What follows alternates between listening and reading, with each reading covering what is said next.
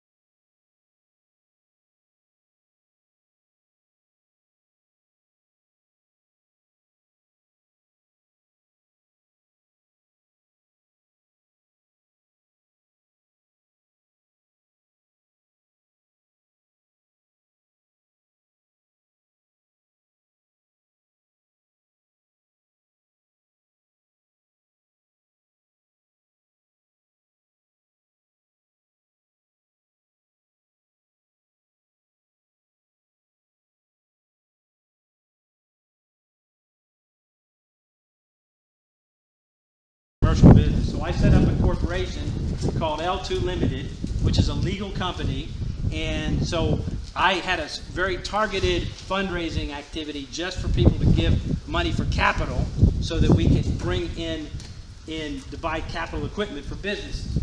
So because we had 4.5 acres now, it was like, you know, we've obviously to have farm to make money, you have to have scale.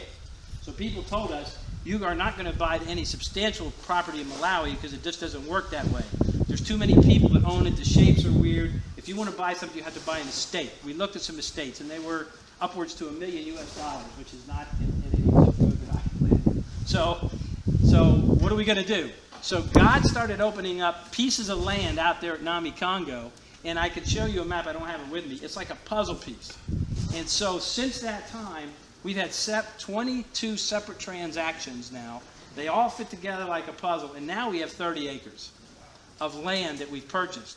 And we have hired 11 people full-time in L2 Limited. Only 2 have ever had a job before. And so we're giving people jobs. They're paying income taxes.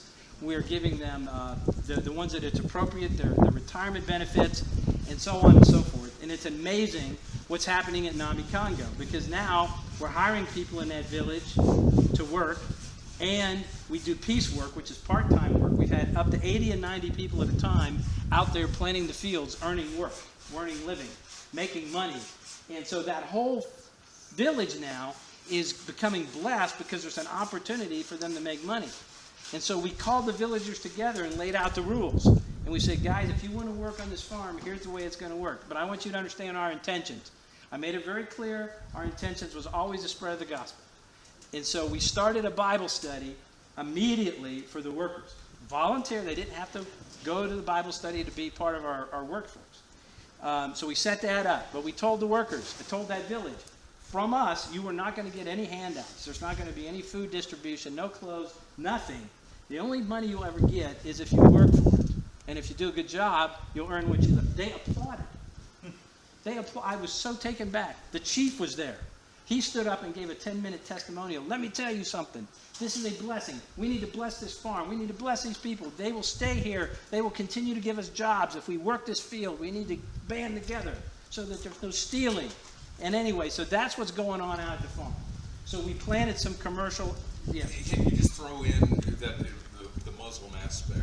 Oh yes, this is a very heavily Muslim area. There's 2 mosques out there. It's predominantly a Muslim village, and it's also steeped in witchcraft. The whole Nami Congo name, Congo means lion, and Nami Congo means something like a lion because it's got a history of witch doctors turning humans into lions, and they run around. So it's steeped in witchcraft and heavily Muslim area. So again, what a place God picked, right? So now we have people working. We give them the parameters of how they're going to work. They're going to do it with joy in their heart, right? We're going to tell them how much they're going to make at the beginning of the day, and we're going to pay them at the end of the day. And so we've had, like I said, up to 80 or 90 people at a time working, earning money. And so the people started coming to the Bible study, and they started getting saved. And for those of you that are, all about church planting, they came to us and said, man, could you guys start a church here? Are you kidding me? So they started getting saved to the point that they needed a church to go to. So Abusa Chimbwana and the leadership, we just started praying over, God, we need to plant a church out there. And so we put a date in the sand, August 6th, that we're going to plant a church in Nami Congo. And for that 6 months or 8 months leading up to that, every Sunday we brought that blue van you saw out there and loaded people up and brought them here. It started with 10, 12, and we were up to 50 people coming here every Sunday from there. And when they would come down that every Sunday, you could hear them singing praises to God as they drove down there.